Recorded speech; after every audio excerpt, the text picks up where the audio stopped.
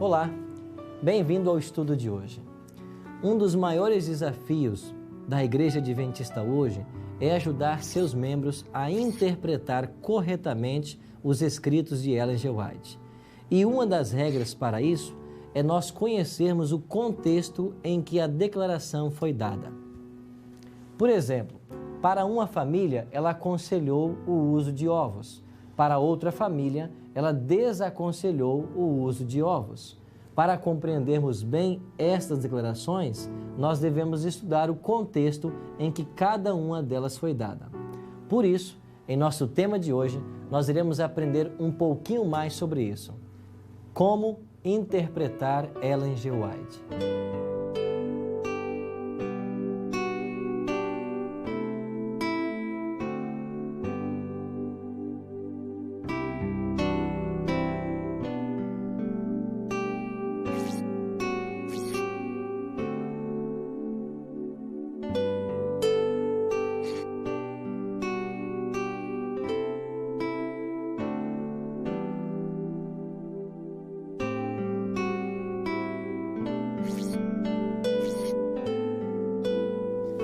Houve várias ocasiões no ministério da Sra. White que Deus manifestou o seu cuidado extraordinário por essa mulher. Por exemplo, no tempo da Sra. White, uma das maneiras mais comuns que o povo tinha para viajar era através de charretes, como esta. E Deus orientou até mesmo na escolha do cavalo que o casal White deveria comprar. E eles compraram um bom cavalo, que se chamava Charlie, que serviu a família por muitos anos e fez várias viagens com o casal.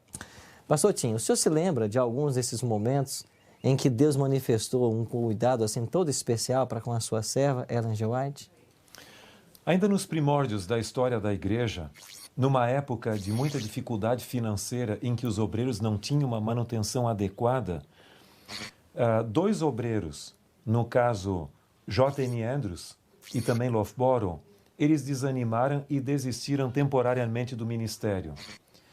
E eles foram trabalhar além do Mississippi em construções ali como carpinteiros. E a Sra. White queria que não podiam perder obreiros de tamanha qualidade como aqueles. E ela então decidiu, com a carroça, atravessar o rio Mississippi e ir em busca desses obreiros. Mas isso já era o final do inverno e começava a derreter o gelo. Mesmo assim, a despeito de ser advertida a não fazê-lo, ela atravessou o rio Mississippi com carroça em cima do gelo, mesmo correndo o risco de a carroça, quem sabe, cair em um buraco e afundar. E chegando na construção na qual ambos estavam trabalhando, ela simplesmente não os cumprimentou, viu ali a J.N. Andrews e perguntou diretamente a ele: "O que fazes aqui, Elias?" E ele respondeu calmamente: "Eu estou trabalhando como carpinteiro." E ela retrucou outra vez: "O que fazes aqui, Elias?" Ele disse: "Eu estou trabalhando como carpinteiro." E uma terceira vez ela formulou a mesma pergunta, e aí ele se conscientizou que ele estava fugindo de sua responsabilidade, como Elias havia saído e, no caso, até se escondido dentro de uma caverna depois da grande vitória do Monte Carmelo. Assim como ouvimos essa história, nós vemos a maneira sobrenatural que Deus agiu muitas vezes no ministério de Ellen G. White. Não há dúvidas de que essa mulher foi uma escolhida por ele para ajudar no processo organizacional da sua igreja e para preparar uma estrutura que pudesse levar o Evangelho aos confins da terra.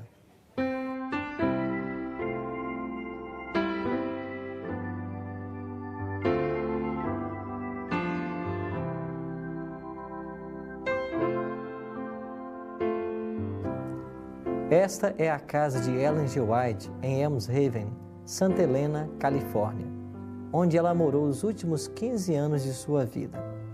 Pastor Tim, quão importante foi esse local para a organização dos escritos de Ellen G. White? Há um ponto muito importante que em 1901, na parte de trás dessa casa, foi estabelecido o primeiro arquivo organizado de cartas e manuscritos de Ellen White por Clarence Chrysler, o secretário da Sra. White. Então aqui começou basicamente o embrião do que se tornaria depois o assim chamado patrimônio literário de Ellen White, o Ellen White Estate, que hoje está na sede da Associação Geral em Silver Spring, Maryland.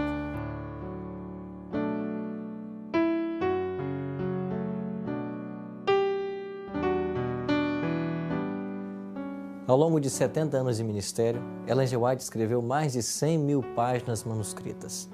Após a sua morte, alguém deveria ficar responsável por todos esses escritos.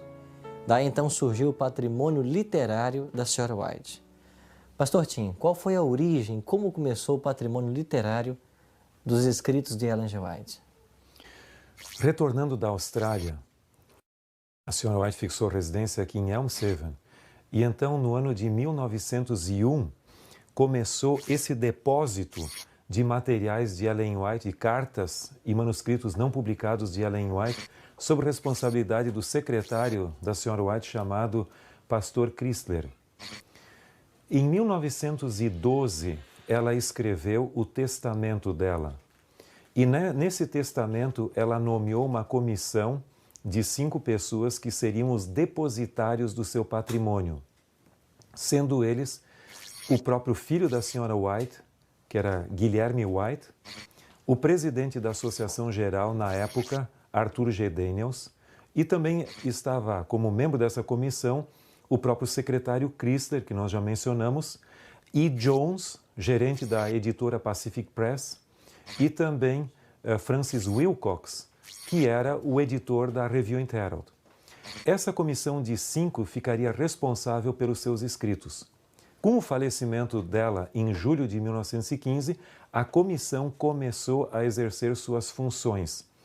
E foi nesse local que o patrimônio literário de Ellen White começou, em 1915, embora o primeiro depósito dos seus escritos já tivesse sido organizado em 1901, e aqui permaneceu em Elm Haven até a morte do filho da Sra. White, no caso Guilherme White, em 1937, quando esse patrimônio foi transferido para a própria sede da Associação Geral em Tacoma Park, Washington, na capital dos Estados Unidos.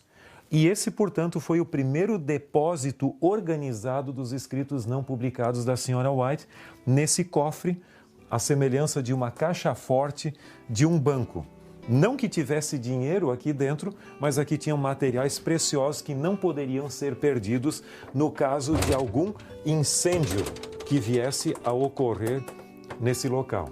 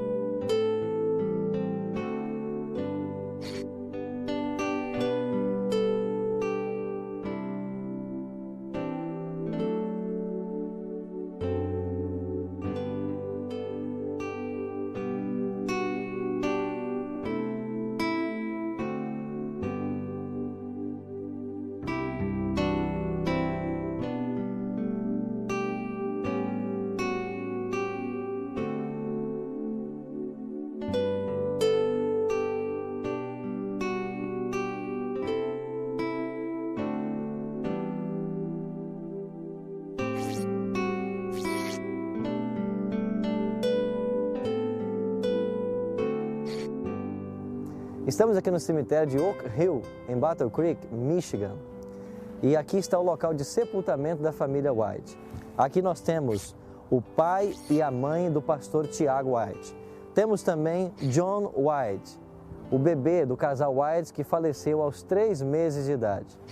Também temos o filho Henry White, que faleceu aos 16 anos de idade.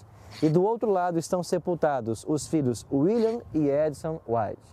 E aqui estão as sepulturas de Ellen G. White ao lado de seu esposo, pastor Tiago White. A Igreja Adventista do Sétimo Dia acredita que Ellen G. White foi uma mulher usada por Deus como profetisa. Os seus escritos foram publicados e espalhados por todo o mundo. Apenas o livro Caminho para Cristo foi traduzido para mais de 150 línguas. Mas nós hoje temos uma grande dificuldade com a interpretação dos escritos de Ellen G. White. Pastor Tim, quais seriam algumas regras básicas para uma correta interpretação dos escritos de Ellen G. White? Eu creio que nós devemos levar em consideração pelo menos 3 níveis básicos de interpretação. O primeiro deles seria o nível gramatical. Eu acho que nós temos que dar uma olhadinha precisamente o que o texto está dizendo e o que ele não está dizendo. Pode haver algum problema de tradução para o português, mas esses casos são hoje bem raros. Mas nós temos que ter uma ideia precisa do significado das palavras também, porque não podemos nos esquecer que Ellen White escreveu os seus livros, em sua maioria ainda no século XIX, e os termos podem sofrer transformações semânticas, ou seja, mudanças de significado. Então temos que ter certeza de que o texto está dizendo é o que nós estamos entendendo que ele está dizendo. Uma outra coisa também muito importante é levar em consideração que uma mesma palavra pode ter um significado num lugar e a mesma palavra pode ter um significado diferente no outro. Por exemplo, na Bíblia, o que significaria leão? Nós temos o significado do leão como representando o próprio animal, o Império Babilônico, representando a Cristo e a Satanás. Então, se nós não tivermos essa sensibilidade, podemos ter dificuldades. O segundo nível de interpretação que eu creio que é muito importante é o nível histórico. Ter certeza do contexto em que Ellen White falou alguma coisa.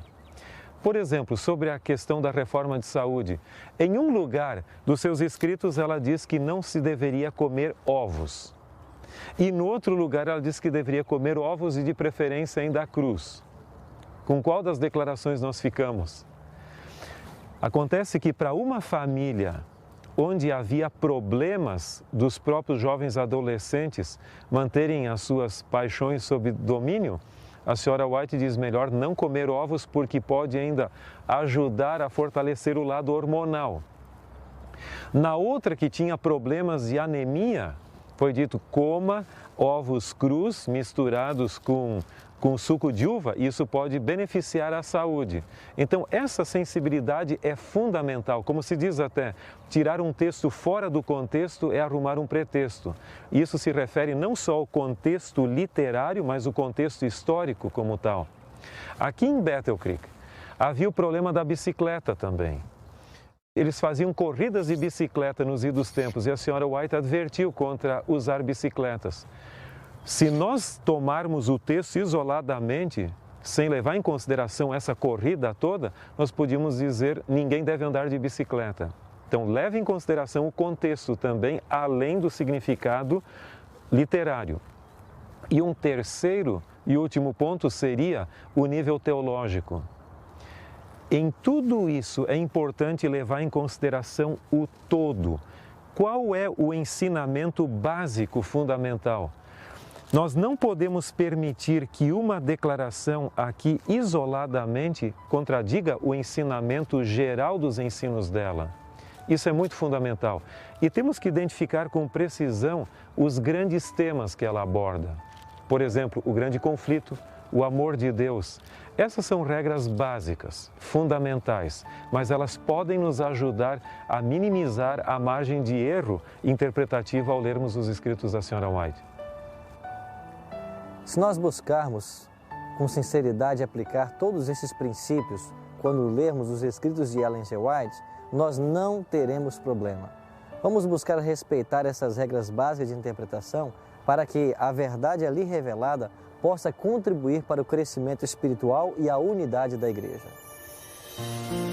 A minha decisão de hoje é que prometo estudar e interpretar os escritos de Ellen G. White da forma correta, obedecendo às regras de interpretação e aplicando todos os conceitos, primeiro à minha própria vida e depois para ajudar outros a compreenderem também a vontade de Deus. Se esta é a sua decisão, ore comigo agora. Amado Deus e Pai que habita nos altos céus, Obrigado pelas revelações maravilhosas feitas através do ministério de Ellen G. White. Que nós tenhamos a sabedoria dos altos céus para uma correta interpretação e, sobretudo, vivermos à altura daquilo que o Senhor nos revelou através de seus escritos. São bênçãos que nós te pedimos, em nome e por amor de Jesus. Amém. Em nosso próximo encontro, iremos aprender sobre os escritos de Ellen G. White e seu papel para a Igreja Adventista do Sétimo Dia. Que Deus o abençoe ricamente. Até lá!